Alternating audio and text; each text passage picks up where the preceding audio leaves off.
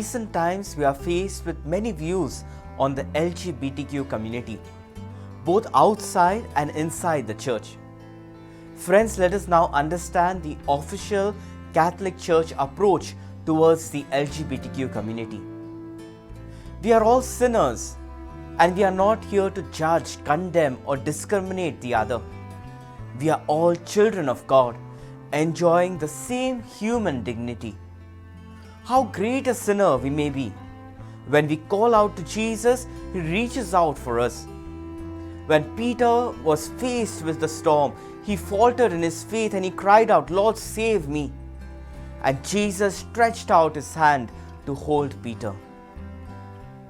The Catechism of the Catholic Church in 1992 officially declared the merciful gaze of the Church towards the LGBTQ community. In number 2358, it says, "The homosexual inclination constitutes a trial for most of them. There is an identity crisis, a gender crisis within the person. There is an internal conflict and external pressure on the individual. Therefore, they must be accepted with respect, with compassion, and with sensitivity. They should not be discriminated." The Church calls the LGBTQ community to chastity. The inclination, when worked upon, or the homosexual act constitutes a sin. If a person or individual lives a life of virtue, self-mastery, prayer, and keeps oneself from temptations, they can reach Christian perfections. We find this in 2358. Friends, after 31 years of the Catechism of the Catholic Church, Pope Francis, in his declaration Fiducia Supplicans, he sheds light on this official teaching of the Catholic Church, and he speaks about the pastoral meaning of blessings. Let us see what is blessings in the sacred scripture. There are three characteristics of blessings: a descending character, a blessing that descends from God upon man. In Numbers chapter 6 verse 25 to 26 we find, "May the Lord bless you and keep you. May the Lord make His face shine on you and be gracious to you."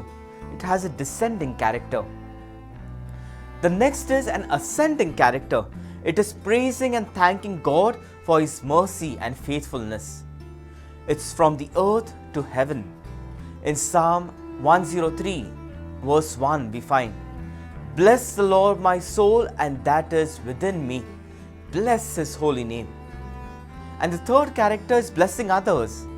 The blessing that we receive from above, we pour out on others as a gesture of grace, of protection, of goodness. Example, Jesus blessed the little children in Mark chapter 10 verse 16. Jesus' earthly journey ends with a blessing. As He ascends to the Father, it is said in Luke chapter 24, "And lifting up His hands, He blessed them." So Pope Francis illustrates the various blessings. There are two types. There is the liturgical blessing and the pastoral blessing. Liturgical blessing, these are official blessings of the Church that are in the Book of Blessings. The Church invokes God's blessings through the virtue of faith on those living a life disposed in faith. For example, we have blessing of people. We bless the elderly, we bless the children. We have blessing of places, we bless the offices, we bless the homes. Blessing of objects, maybe the religious articles.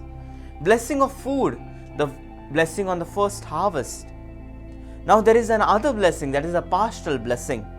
It is a simple blessing, asking God's mercy and grace on an individual or a group. This can be the blessing of a child or a couple as we meet outside the church, or the parents' blessing after prayers, after rosary, or blessing on the meals. Friends, now let us look what Pope Francis says about blessing of couples in irregular situations or same-sex couples. He gives two things. He says there are things that you don't and things that you need to do. First, we shall see the don'ts. The prayer of blessing is spontaneous. It's not found in the Book of Blessings. and it should not become a liturgical or a semi-liturgical act. Pope Francis says, avoid any form of confusion or scandal. The blessing should not be imparted in concurrence with the ceremonies of civil union or performed with any clothing or any gesture or words that are proper to a wedding. The things that we need to do, first of all, the blessing is for the individuals, it's not for the couple. A spirit of patience, of peace and strength for the individual and not the blessing of the union. The blessing is given in a context such as a visit to a shrine or meeting a priest or pilgrimage. The Pope reminds us that the Catholic Church is the sacraments of God's infinite love. If God in His mercy and love is ready to embrace sinners and bless them, then who am I to withhold the blessing of God? Friends, I conclude in the words of Pope Francis.